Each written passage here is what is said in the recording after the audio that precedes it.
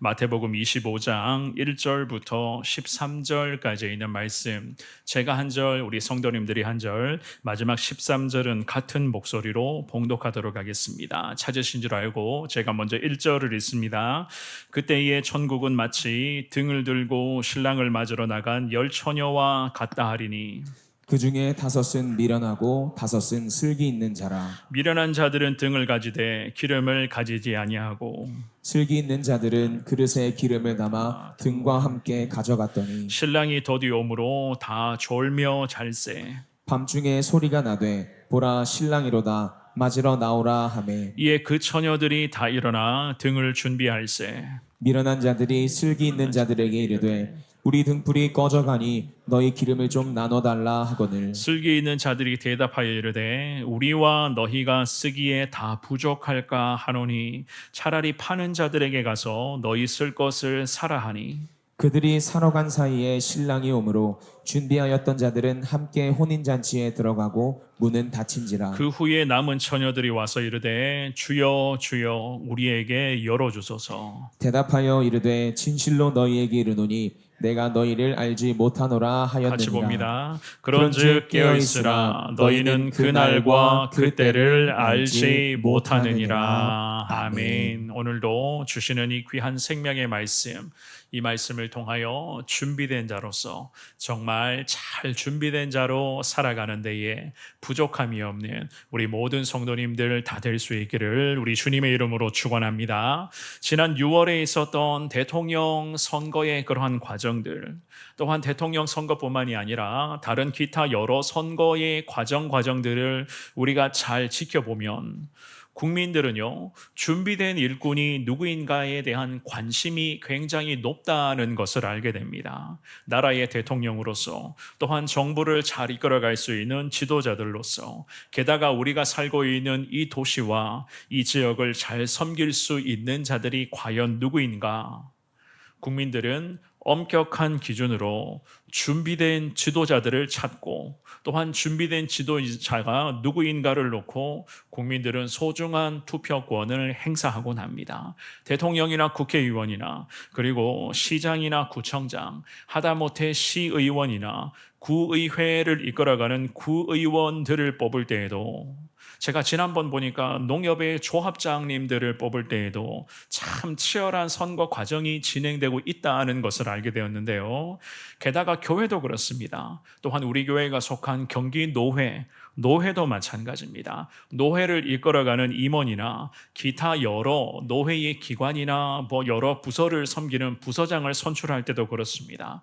이 부부한 후보자들은요, 선거운동을 하면서 각자를 향해서 준비된 일꾼입니다. 노회를 섬기며 교회를 섬기며 게다가 섬길 수 있는 준비된 일꾼입니다 라고 하는 것을 자처하면서 그런 이야기를 하더라고요. 물론 투표권을 가지고 있는 국민들이나 우리는요, 준비된 일꾼이 누구인지, 과연 어떤 공약을 통하여서 나라와 민족을 잘 이끌어갈 수 있는 선명한 비전을 제시할 수 있는지를 우리는 살펴보면서 소중한 투표권을 행사를 합니다. 과연 준비된 지도자가 누구인가?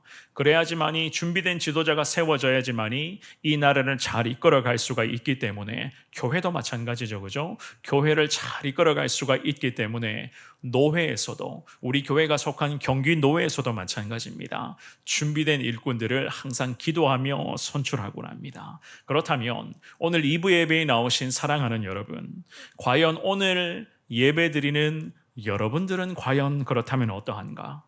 살아계신 하나님 앞에서 준비된 자로, 오늘 말씀의 제목처럼 정말 잘 준비된 자로 하루하루의 삶을 살고 계시는지, 물론 살아계신 하나님께서는 누가 준비된 자인지를 살펴보시면서 투표하지는 않으시겠지만, 과연 하나님은요, 하나님 나라에 합당한 자, 오늘도 하나님 나라의 영광스러운 그 문을 열고 당당하게 천국을 통과할 수 있는 자들, 게다가 하나님 나라의 확장을 위해서 누가 준비된 자로 충성할 수 있는가에 대해서 우리 하나님께서는 지금도 마찬가지입니다. 준비된 자들을 찾고 계실 것이고 깨어있는 자들을 하나님께서는 세워가실 것이고 그러한 믿음의 사명자들을 통해서 우리 하나님은 이 땅 가운데에 그리스도의 복음이 더 확산될 것을 주님은 계획하시고 기대하고 계실 줄 믿습니다. 하다 못해서 나란 일을 하고 여러 기관을 섬기는 그 자리도 준비된 자들이 참 필요하다고 이야기를 하는데 과연 우리는 하나님 나라를 위해서 그리스도의 영광을 위해서 나아가야 할 우리는 과연 그렇다면 어떻게 살아가야만 할 것인가? 오늘부터 우리가 주일마다 마태복음 25장에 기록되어져 있는 세 가지 비유, 예수님이 말씀하시는 세 가지 비유를 살펴보면서 이 뜨거운 여름철 예수님의 사랑을 우리가 누리고자 합니다. 오늘 말씀의 제목처럼 과연 주님이 인정하시는 준비된 자는 누구인가? 나는 하나님 보시기에 잘 준비된 자로 살고 있는가? 오늘 주시는 말씀을 통해서 정말로 이 뜨거운 여름철에 하나님의 마음을 시원하게 해드리는 얼음철의 냉수와 같은 정말로 그러한 믿음의 인생 되어서 하나님이 필요하실 때마다 하나님이 부르실 때마다 준비된 자 되어서 하나님의 영광을 위해서 나가는 데 부족함이 없는 우리 모든 성도님들 되시기를 한 번 더 주님의 이름으로 축원합니다. 우리는 오늘 주시는 이 귀한 본문의 말씀을 통하여 준비된 자, 정말 잘 준비된 자 되기 위해서 하나님이 가르쳐 주시는 세 가지 하나님 은혜를 한번 살펴보겠는데요. 세 가지 중에서 첫 번째입니다. 준비된 자 되기 위해서는 마음가짐과 태도가 참 중요하다는 것을 알 수가 있습니다. 마음가짐과 신앙인으로서의 태도를 갖추라. 우리가 읽었던 본문의 귀한 말씀은 예수님께서 천국에 관해서 비유로서 말씀하시는 그러한 말씀으로서 우리가 과연 천국에 어울릴 만한 자들인가? 게다가 천국 백성으로서 우리가 잘 준비된 자로 하루하루의 삶을 살고 있는가를 우리에게 가르쳐 주시는 그러한 생명의 말씀입니다. 특별히 우리의 삶이 어떠한가에 대한 결과가 우리 모든 삶의 순간순간에 대한 그 결과가 결국에는 믿음으로써 천국문을 통과하는 데에 핵심 기준이 되는 것을 우리에게 잘 가르쳐 주시는 그러한 말씀인데요. 오늘 본문의 1절은 말씀을 이렇게 시작을 합니다. 우리 한 번 더 1절 말씀을 같은 목소리로 읽습니다. 시작. 그때의 천국은 마치 등을 들고 신랑을 맞으러 나간 열 처녀와 같다 하리니. 아멘. 그때에라는 이 구절, 이 1절의 첫 단어의 의미는요, 인자가 오실 때에 혹은 종말과 심판의 때라는 그런 의미로 보통은 해석을 합니다. 그러니 이런 의미겠죠. 예수님이 오실 때 혹은 종말과 심판에 이를 때에라는 그런 말씀의 의미예요. 그때, 즉 예수님이 오실 때, 종말의 때, 심판의 때는 어떻다고요? 천국에 대해서 주님이 말씀하십니다. 등을 들고 신랑을 맞으러 나간 열 처녀와 같다라면서 말씀을 그렇게 시작을 하세요. 이 말씀의 의미는 천국이 오긴 오는데 예수님이 이 땅에 오실 때에 천국문이 우리 가운데 열리게 되는 데에 그럼에도 불구하고 아직까지는 우리에게 다가오지 않고 있다. 게다가 언제 오실지는 아직은 잘 모른다라는 그런 의미의 구절이겠죠. 그죠? 그래서 예수님께서는 어떻게 말씀을 하시는가? 등불을 의미를 합니다. 그 등불을 들고 신랑을 맞으러 나간 10명의 처녀들을 언급하시면서 천국에 관한 말씀을 시작을 하시는데요. 언제 올지는 모르겠지만 언젠가는 올 것이라고 하는 확신과 함께 그 신랑을 맞이할 수 있는 만반의 준비를 해야만 하는 그 10처녀들을 주님이 말씀을 하시는 거예요. 그렇다면 예수님께서 이 말씀을 시작하고 계시는데 이 말씀에서 10명의 처녀들을 한번 먼저 살펴볼까요? 이 10명의 처녀들로서는 사실 좀 이렇게 표현하면 그렇습니다만은 매일 매순간이 긴장의 연속이었습니다. 왜냐하면 유대인들의 결혼 풍습, 그 유대인들의 결혼 문화를 우리가 잘 고려해 보면 이 주님이 말씀하시고 비유하시는 이 10명의 처녀들의 그 마음을 우리가 좀 헤아릴 수가 있는데요. 유대인들의 결혼에는 몇 가지의 절차가 있었습니다. 일반적으로 신랑은 몇몇의 친구들과 함께 자기 집을 떠납니다. 신랑의 집을 떠난다는 거예요. 그리고는 신부를 데리러 신부의 집을 직접 찾아간다고 합니다. 또한 신부의 집에서 먼저는 여러 예식을 신랑이 마무리를 하고 해가 질 무렵입니다. 해가 질 무렵에 이 신랑이 친구들과 함께 신부를 직접 데리고 신랑 집으로, 자기 집으로 되돌아온다고 하거든요. 물론 신랑이 집으로 되돌아올 때에 그 신랑 집에서 신부와 신랑을 기다리고 있었던 많은 사람들은 상당한 거리까지 달려나가서 그들을 배웅하며 그들을 마중을 합니다. 이런 절차를 거치면서 공식적인 결혼잔치, 이 양가 집안이 왕래하는 것을 시작으로 유대인들의 결혼이 본격적으로 시작이 되는데요. 그렇다면 우리가 이런 과정 속에서 이렇게 질문할 수가 있습니다. 신랑은 한 명인데 왜 신부, 왜 처녀들은 10명이었는가? 라고 질문을 할 수가 있겠죠. 그죠? 물론 그렇습니다. 이 말씀에서 예수님이 말씀하시는 신부들은 결혼 잔치 자리에 초대되어 있는 신부의 들러리들을 말씀하시는 거예요. 신부의 들러리들이 10명입니다. 이 들러리들의 역할은 어떤 역할인가? 신랑과 신부가 신랑 집으로 도착해야 될 그 저녁 무렵부터 등을 들고 거리로 나아가서 도착하게 되는 신랑과 신부를 기다렸다가 그리고 그들 일행을 혼인 잔치 자리로 완전하게 인도하는 역할을 하는 자들이 바로 예수님이 말씀하시는 10명의 처녀들이었습니다. 그리고는 또 이러한 의문을 가질 수가 있겠죠. 그렇다면 굳이 왜 10명이라고 하는 이 처녀들을 들러리로 세웠습니까?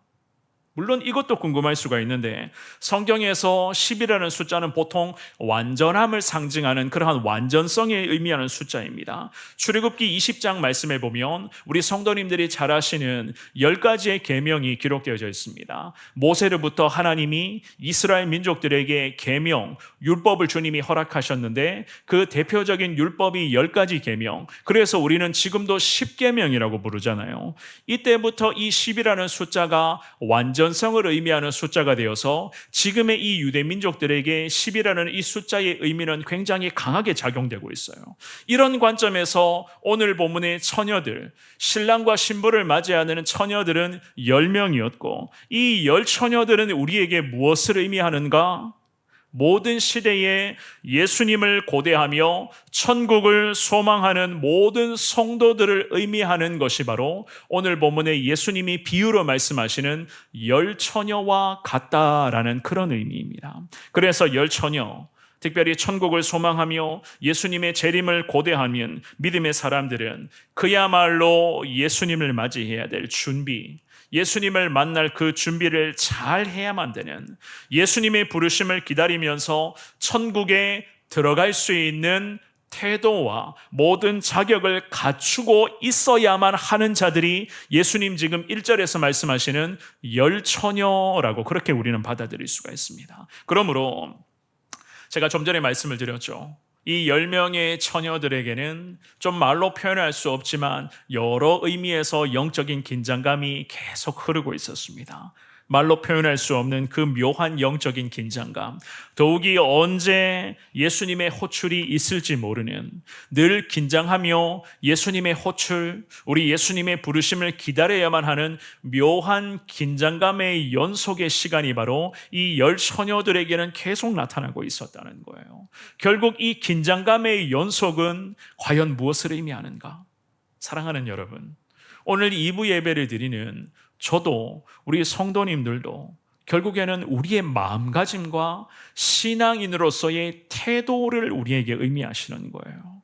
항상 하나님 앞에서 그리스도인답게 살아가고 있는가? 살아계신 하나님 앞에서 내가 정말로 이 시대의 믿음의 그리스도인으로서의 삶을 매 순간 살아가고 있는가를 우리가 살펴보실 수가 있다는 겁니다. 마태복음 6장 33절에서 예수님이 이렇게 말씀하신 적이 있습니다. 우리 같은 목소리로 이 말씀 읽습니다. 시작. 그런즉 너희는 먼저 그의 나라와 그의 의를 구하라. 그리하면 이 모든 것을 너희에게 더하시리라. 아멘. 예수님이 말씀하십니다. 거룩한 하나님의 나라를 고대하며 예수님의 부르심에 응답하며 살아가야 할 우리는요, 주님이 어떤 말씀을 하시죠? 먼저는 그분의 나라와 그분의 의를 구해야 된다. 하나님의 뜻을 구하라. 주님이 그런 말씀을 하십니다. 적어도 우리의 삶에 그분의 나라, 즉 하나님의 나라를 위하여 하나님의 뜻을 위하여 기도하며 하나님의 은혜를 사모하는 삶을 살아갈 때에 하나님이 우리에게 이런 약속을 하시죠. 이 모든 것을 너희에게 더하시겠다 주님이 말씀하십니다. 그러므로 사랑하는 여러분, 오늘 말씀의 제목처럼 우리 예수님 앞에서 준비된 자로 살아가시는 데에 부족함이 없는 여러분 모두가 되시기를 주님의 이름으로 축원합니다. 지금의 시대를 살아가면서 우리는 항상 하나님 거룩한 그 부르심을 소망하는 삶을 살아가야 되는 거예요. 천국을 소망하는 삶을 살아가는 것이 우리에게는 참 중요한데, 그렇다면 천국을 소망하는 삶은 과연 무엇인가?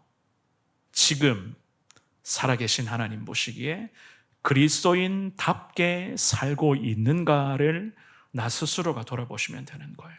그리스도인다운 마음가짐을 갖고 있는가? 그 마음에서부터 생명의 근원이 결정된다고 성경은 말씀하시는데, 과연 내 마음에서부터 하나님의 은혜가 흘러나오고 있는가?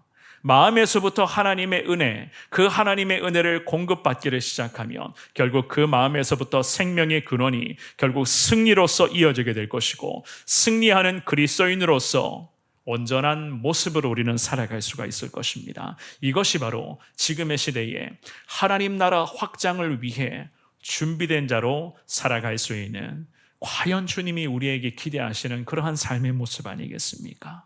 오늘 주시는 말씀을 깨달으시면서 늘 하나님 중심의 삶을 살아가시되 그리스도인답게, 예수 믿는 자답게 이 시대 속에서 항상 하나님의 영광을 위해서 나아갈 수 있는 우리 모든 성도님들 되시기를 주님의 이름으로 축원합니다. 두 번째입니다. 영적인 기민함을 유지하라. 영적 기민함을 유지하는 것이 참 우리 신앙인들에게는 핵심이에요. 오늘 본문에서 예수님께서는요, 2절 3절 말씀에서 이런 말씀을 하시거든요. 우리 신앙의 태도, 우리 신앙적인 태도와 마음가짐에 대해서 2절 3절을 통해서 분명히 주님은 말씀하십니다. 우리 같은 목소리로 두 구절을 읽어봅니다. 시작. 그 중에 다섯은 미련하고 다섯은 슬기 있는 자라. 미련한 자들은 등을 가지되 기름을 가지지 아니하고. 아멘. 이 두 구절의 말씀이 의미하는 바가 굉장히 중요합니다. 자, 이 말씀에서 예수님께서는 슬기로운 5명과 미련한 5명을 언급을 하시죠. 그죠? 10처녀가 있었다. 천국을 맞이해야 될 10명의 처녀를 1절에서 말씀하시면서 곧장 2절 3절에서 10명 중에서 다섯을 주님이 구분하십니다. 그런데 숫자가 물론 중요한 것은 아니지만 무엇이 이 구절에서 중요한가? 천국을 기다리는 사람들, 예수님의 부르심에 당장이라도 달려가야 할 사람들 중에서도 안타깝지만 영적으로 미련한 자들이 있다고 주님이 말씀을 하세요. 이 말씀을 우리에게 적용하자면 이런 의미입니다. 교회 안에서 참 많은 성도들, 우리 성원교회도 참 많은 성도들이 계시죠, 그죠? 그 많은 성도들 있습니다만은 교회에서 예수님 믿는 성도로서 예수님을 믿어 천국 백성으로서 살아가고 있는 자들 중에서도 기억하셔야 돼요. 미련한 자들이 있다고 주님이 말씀을 하십니다. 미련하다라는 이 단어의 의미는 우둔하다 혹은 얼빠져 있다, 얼빠지다 이런 의미거든요.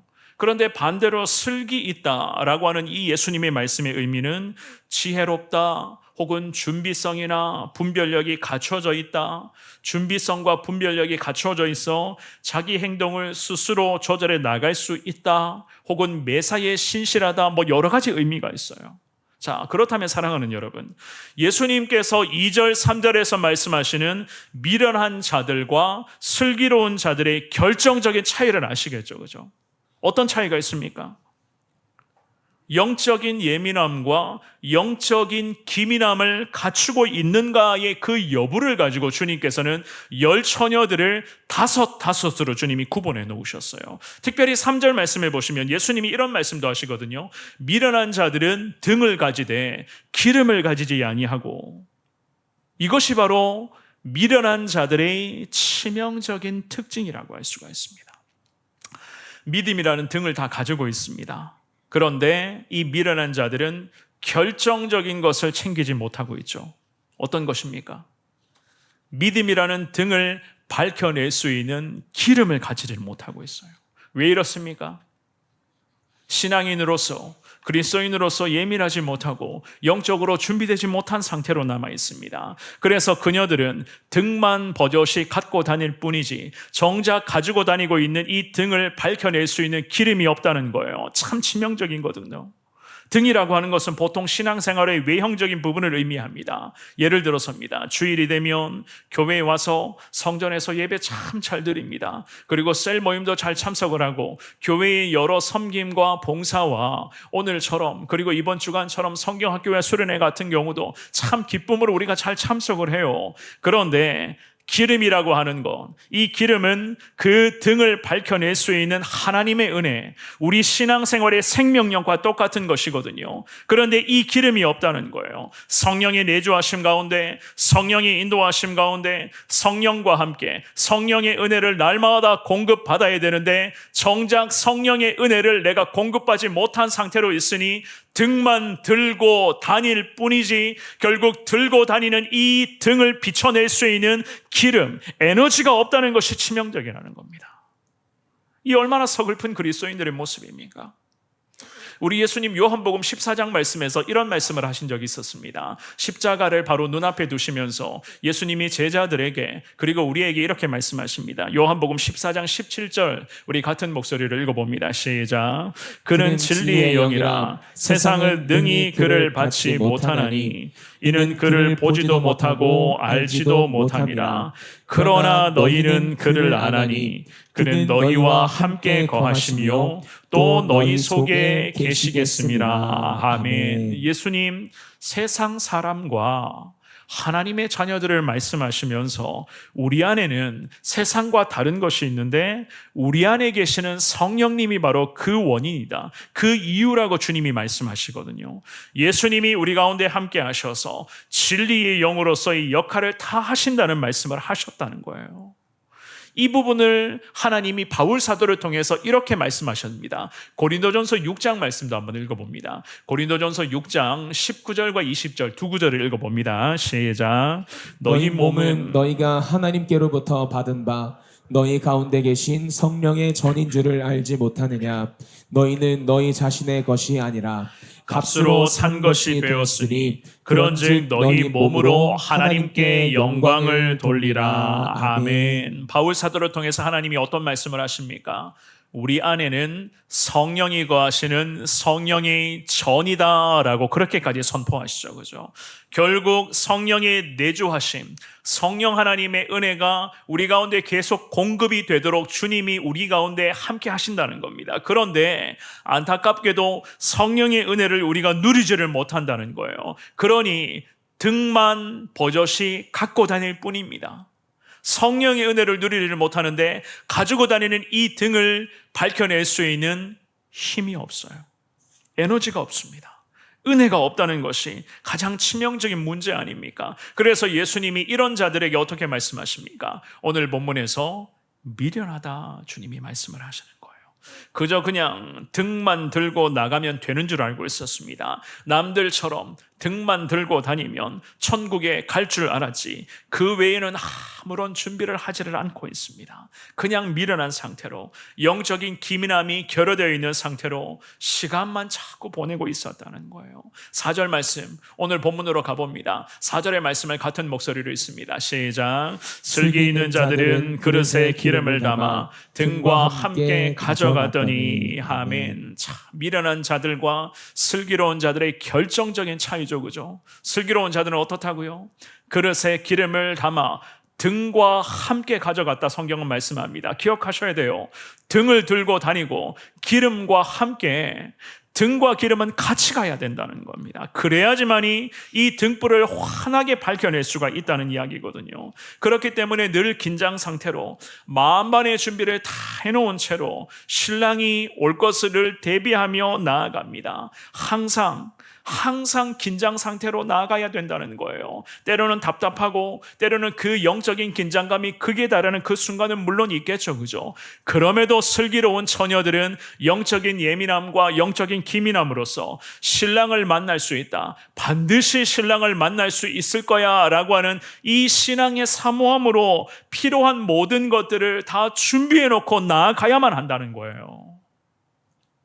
오늘 2부 예배 나오신 사랑하는 여러분, 우리 예수님께서 예배드리고 있는 저와 우리 모든 성도님들에게 기대하시는 것은 우리 예수님을 당장이라도 만날 수 있을 만큼의 그리스도인 다움의 태도와 예수님을 향한 그 마음가짐과 믿음의 사람다운 그러한 모습들을 주님이 기대하십니다. 게다가 영적인 무지함에서 벗어나 항상 신앙의 긴장감을 가지고 언제 예수님이 우리를 부르실지 모르기 때문에 그 예수님 부르심에 당장이라도 뛰어 달려갈 수 있을 만큼의 믿음의 사람으로서 나아갈 수 있도록 주님은 우리에게 기대하고 계실 줄을 믿습니다. 오늘 말씀의 제목처럼 잘 준비된 자, 정말 잘 준비된 자 되어서 예수님 언제 부르실지 모르겠지만 예수님 부르시는 그 영광스러운 날을 항상 소망하며 믿음의 등을 들고 그 등을 밝혀낼 수 있는 성령의 기름을 사모하면서 항상 주님이 기뻐하시는 믿음의 사람으로 살아가는 데 부족함이 없는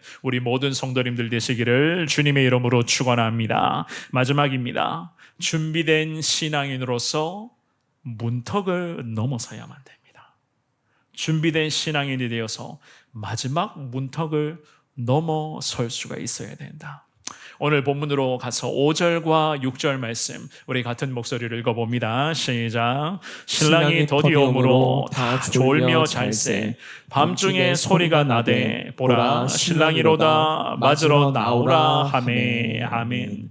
우리는 여기서 10명의 처녀 모두가 다 잠들었다는 것을 알게 되죠. 그죠? 사실 잠들기는 다 똑같습니다. 이것은 무엇을 우리에게 가르쳐 주시는가 하면 인간은 전부가 다 잠들 수가 있다는 거예요. 잠을 잘 수가 있고 잠을 자고 그러니까 잠을 안 자고의 이 문제가 아니라는 의미겠죠. 그죠? 결국 예수님께서 책망하시고 우리에게 가르쳐 주시며 말씀하시고자 하는 부분은요. 잠 잤다는 것을 문제 삼는 것이 아니라는 거예요. 피곤하면 깊은 잠을 자야만 되고 또한 우리가 너무너무 피곤하면 졸릴 수도 있습니다. 그런데 문제는 무엇인가 하면 기름을 준비해 놓지 않은 상태에서 잤다는 것이 문제가 되거든요.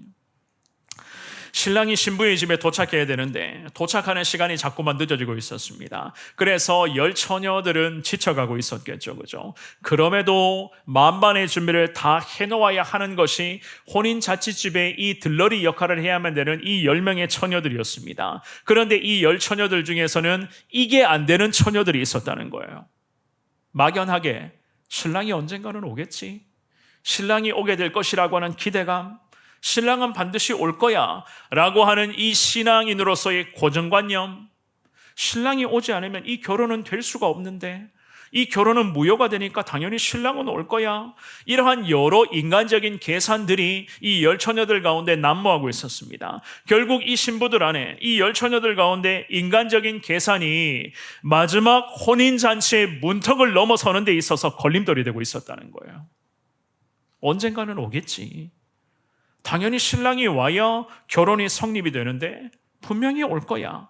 이런 식의 고정관념 때문에 긴장감은 점점 더 사라지고 있었고 책임감 자체가 불분명해진 그러한 상태로 지금 나아가고 있었습니다.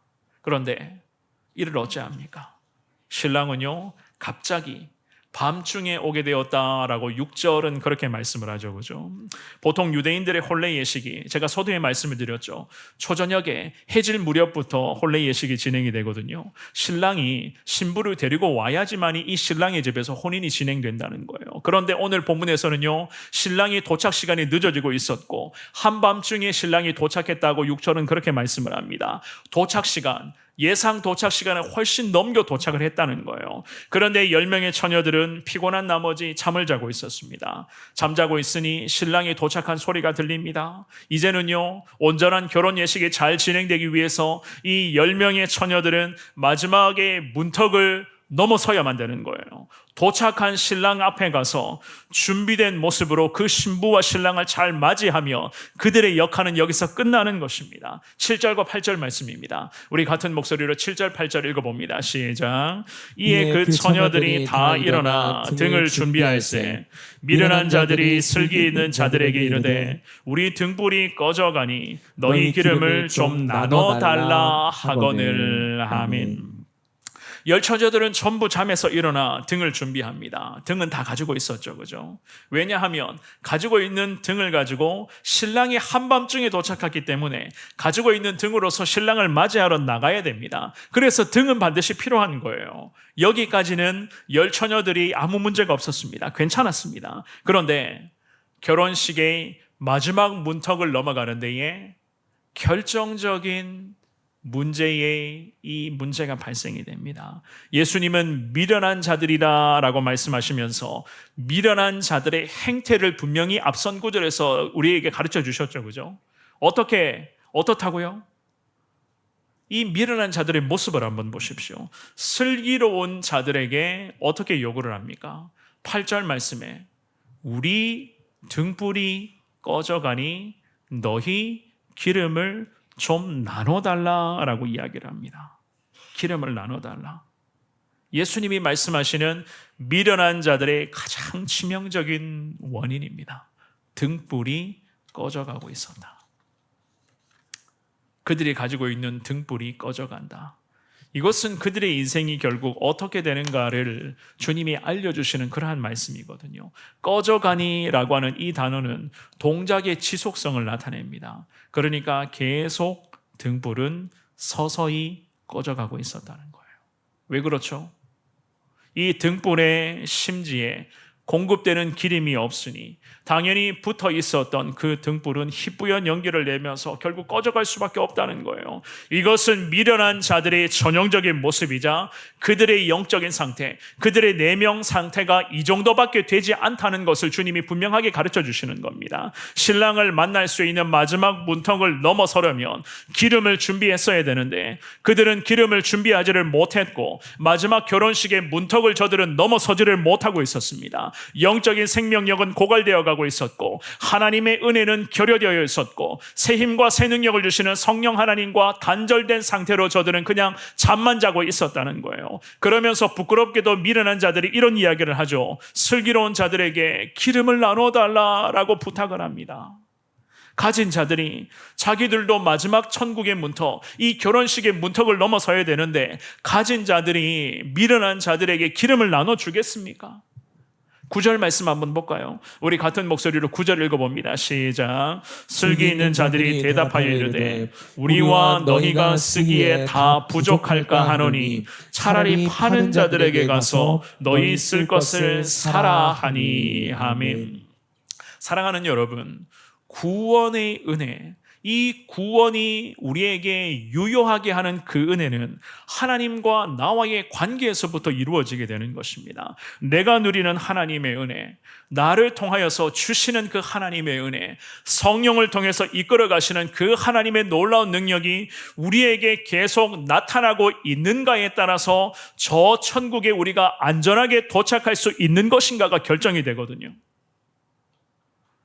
우리가 지난 금요일부터 토요일 그리고 오늘 주일까지 게다가 내일부터 또한 수요일까지는 중고등부 수련회까지 성경학교와 수련회가 은혜 중에 잘 진행되고 지금도 준비되고 있습니다. 특별히 내일부터 우리 중고등부 귀한 자녀들 손주들이 수련회 자리를 떠나게 되는데 제가 이미 말씀을 드렸죠. 수련회나 성경학교는 자녀들에게 그야말로 시간의 11조를 드리는 정말 하나님께 시간의 11조를 드리는 순종의 자리입니다. 순종의 자리예요. 부모님들이 신앙생활 잘한다고 해서 자녀들이 자동으로 구원받는 게 아니거든요. 부모의 신앙이 훌륭하다고 해서 우리의 집안이, 우리 가문이 예수 잘 믿는 믿음의 가문이라고 해서 우리 후손들이 자동으로 천국 갈 수 있습니까? 절대 그렇지 않습니다. 우리 자녀들 어떻습니까? 저들도 마찬가지입니다. 천국의 문턱을 넘어설 수 있는 성령의 그 은혜, 믿음의 등불을 준비하며 성령의 기름을 준비하고 있는가를 여러분들이 살펴보셔야 되거든요. 그런 의미에서 우리가 자녀들과 손주들을 성경학교 은혜의 자리, 그 수련회의 자리에 보내야 되는 것이 아니겠습니까? 이것은 부모가 순종해야 될 하나님 앞에서의 사명이 되는 것입니다. 오늘 이 본문의 말씀에서 기름을 가진 자들이 천국의 마지막 문턱을 넘어서기 직전에 이런 말을 해요. 어떤 말을 하죠? 나도 모자란다고 이야기를 합니다. 9절 말씀에 우리와 너희가 같이 쓰기에는 부족하다는 거예요. 이게 우리 신앙의 핵심이거든요. 천국에 가는데, 천국의 마지막 문턱을 넘어서야 되는데, 나 혼자라도 천국의 마지막 문턱을 넘어서는 데에 내가 가진 이 기름이 부족하다는 겁니다. 이게 우리 신앙생활이거든요. 그런데 내가 신앙생활 잘한다고 해서 우리 후손들이 자동으로 신앙생활 잘하겠습니까? 내가 신앙생활 잘하고 있다고 해서, 기도 많이 한다고 해서 우리 귀한 후손들이 다 자동으로 구원받는 거 아니라는 말씀이겠죠. 10절 말씀해 볼까요? 우리 같은 목소리로 10절 말씀 읽어봅니다. 시작. 그들이 살아간 사이에 신랑이 오므로 준비하였던 자들은 함께 혼인잔치에 들어가고 문은 닫힌지라. 아멘. 어떻게 했습니까? 나도 너희와 같이 쓰기에 기름이 모자란다. 이것이 맞거든요. 이것이 맞아요. 그래서 저들은 결국 미련한 자들은 기름을 사러 가게 됩니다. 그런데 기름을 사러 간 사이에 혼인잔치의 문은 닫혀버렸다. 성경은 그렇게 말씀을 합니다. 이제야 기름을 구하고 왔어요. 이제야 기름을 구했습니다.